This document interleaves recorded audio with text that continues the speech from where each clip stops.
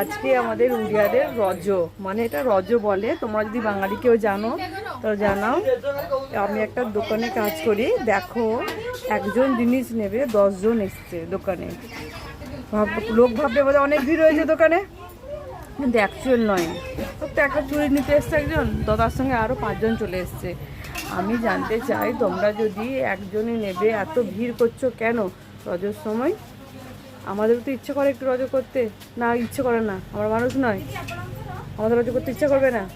কে বলেছে? দেখো আমাদের দোকানের এতগুলো মেয়ে আছে, দেখো তারা সবাই সজাবাজ হয়েছে। দেখো এই একটা সজাবাজ হয়েছে, এটা সঙ্গীতা দিদি সজাবাজ হয়েছে, এটা কমলি দিদিকে দেখো সজাবাজ হয়েছে, দেখো কমলি দিদি সজাবাজ হয়েছে।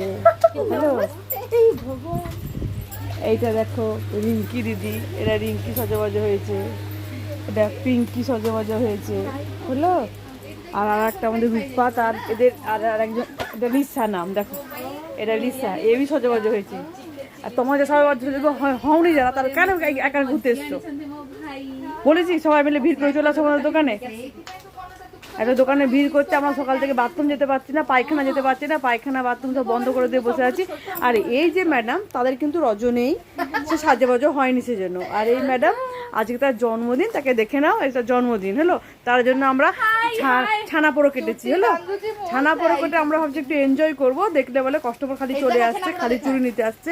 তোমরা চুড়ি নিতে আসো, যা করছো তুমি একজন এসো, একজনের সঙ্গে প্লিজ 10 জন এসো না, আমরা বহুত কষ্ট হয়েছে। আর দেখো তার কেক কাটা, ছানা পোড়ো কাটা হয়েছে, দেখো আমরা সবাই খেয়েছি।